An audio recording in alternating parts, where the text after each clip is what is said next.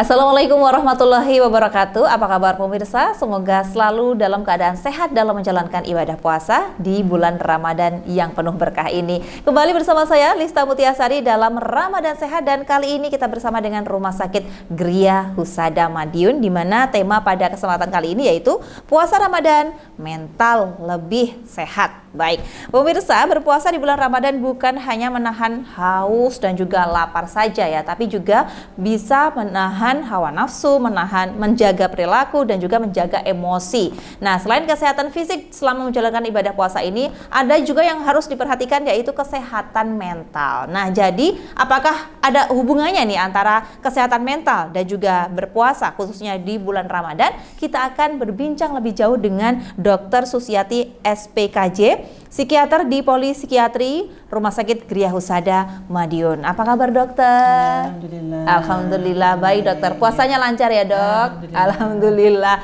Untuk melayani pasien juga lancar juga ya dok selama bulan puasa? Iya. Alhamdulillah. Baik dok, sebelum saya bertanya apakah ada hubungannya nih antara kesehatan mental dan juga berpuasa gitu ya.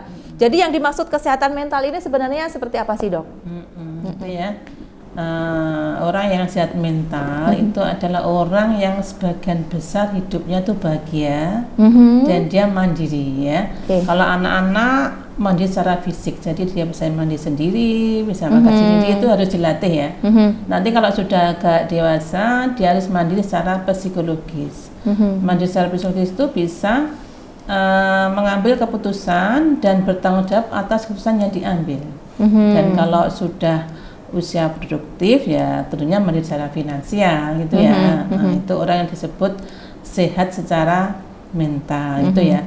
Nah, ini apakah puasa Ramadan ada hubungannya dengan kesehatan mental? Tentu saja sangat berhubungan ya.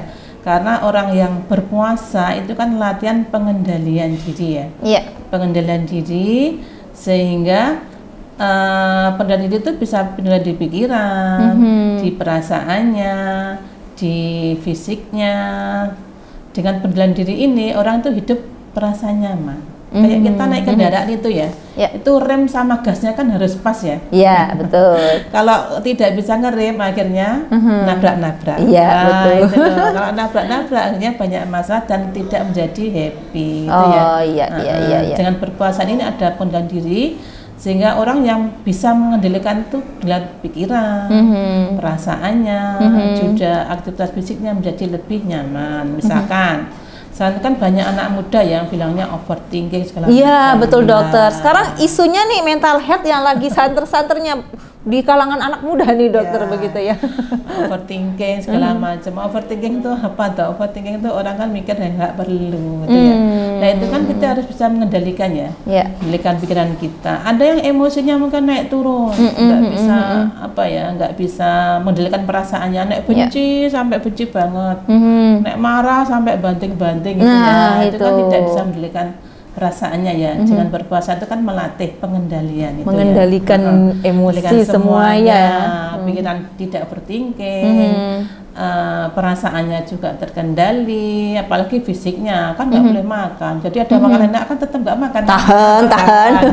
Iya. Sehingga menjadi lebih teratur hidupnya, bisa menjadi lebih happy dengan pengendalian itu. Karena hidup itu kan harus gas sama remnya pas itu. Harus seimbang gitu ya dok ya, antara gas dan rem itu tadi gitu ya dok ya. Baik, jadi manfaatnya banyak ya dok puasa ini untuk kesehatan mental itu ya dok ya. Sangat banyak sekali, karena dengan berpuasa ini orang itu dilatih untuk hidup teratur ya, supaya kita itu nyaman hidup itu kan kalau hidup dalam keteraturan, dengan pola hidup yang sehat dan baik, dan punya pola pikir yang positif. Dengan berpuasa kan jadwalnya sudah pasti ya.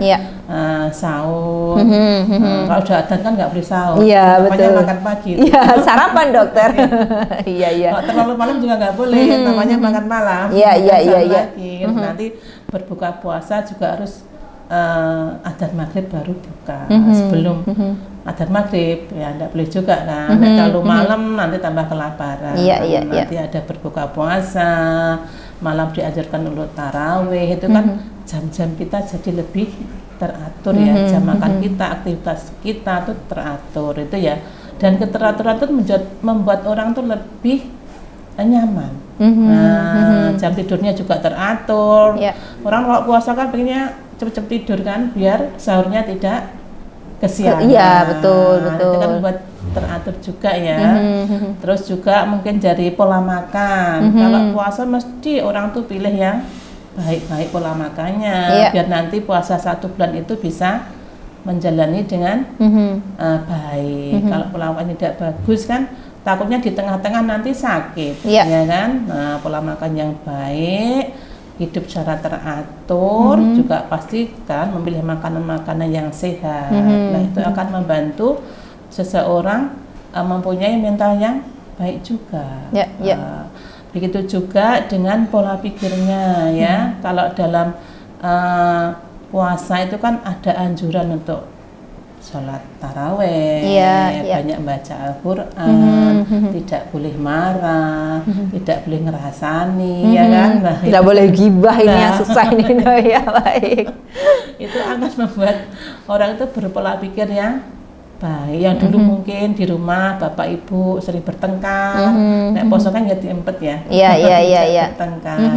Lah hal-hal itulah yang membuat pola pikir menjadi lebih baik, dengan pola hidup yang teratur, yang sehat, dan pola pikir yang baik itu akan membuat mental menjadi lebih sehat tentunya. Ya.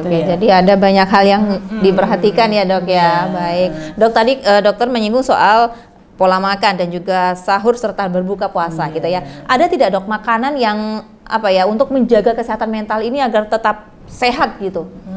Ya tentu saja yang utama yang semuanya sudah tahu ya, tidak boleh merokok sama minum alkohol tentu karena itu kalau minum alkohol biasanya orang jadi pencemas.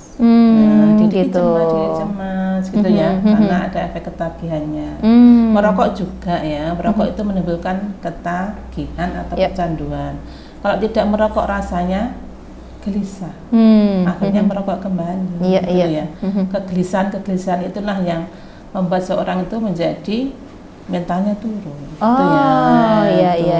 Terus misalkan kalau orang yang cemas itu sebaiknya tidak mengkonsumsi minuman yang ada efek stimulannya. Contohnya teh, kopi, coklat itu tidak dianjurkan karena itu stimulan membuat jantung sering berdebar. Nah, padahal orang yang cemas itu salah satu gejalanya adalah sering berdebar. Itu dia nanti jadi makin tambah parah itu loh.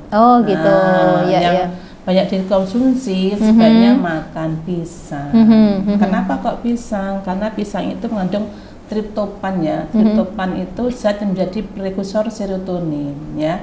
Serotonin itu adalah zat yang membuat seorang jadi lebih bahagia. Begitu ya. Jadi misalkan kalau sahur nggak bisa banyak ya makan pisang diperbanyak boleh. Pokoknya sebenarnya semua buah boleh, tapi yang paling banyak mengandung triptopan itu pada pisang. Buah pisang itu ya dok ya. Baik, dan itu mudah didapat juga dok ya di sekitar kita gitu ya. Betul sekali. Ternyata manfaatnya banyak begitu ya, termasuk untuk kesehatan mental ini tadi begitu ya. Oke. Terus kemudian dok, gimana sih cara kita menjaga agar pola pikir tidak overthinking tadi seperti yang dikatakan oleh dokter ini? Mungkin ada tips-tipsnya ini karena tidak hanya yang sudah dewasa saja, mungkin anak muda zaman sekarang nih dok, banyak overthinkingnya sepertinya gitu dok. Gimana nih dok? Jadi setiap orang kan punya masalah ya, jadi punya masalah kita harus pilah-pilah. Mana yang harus kita selesaikan, mana yang kita juga berdoa. Yang mana kita harus berpikir panjang, mana yang kita harus berpikir sederhana. Kadang orang tuh berpikirnya terlalu panjang. Nah itu loh, makanya kita juga harus berlatih berpikir sederhana.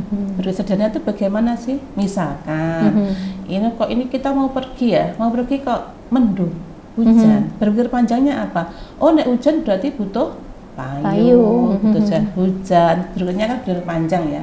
Berpikir sederhananya yang menentukan hujan tidak kan Tuhan ya. Kita cukup berdoa itu loh ya. Yang itu yang kadang orang semua masalah itu dipikir panjang. Benar-benar loh. Kadang makanya kita harus berlatih ya. Kapan kita harus berpikir panjang, kapan kita berpikir sederhana. Itu loh ya. Nah, kalau kita sudah bisa mengaplikasi berpikir panjang sederhana tadi, hidup itu lebih nyaman. Hal-hal yang masalah itu tidak semuanya kita harus pikirkan. Kadang ada yang cukup kita berdoa saja selesai, gitu ya. Karena kita punya Tuhan. Itu makanya di bulan Ramadan ini kecerdasan spiritual itu sebaiknya ditingkatkan ya. Dasar spiritual itu apa toh?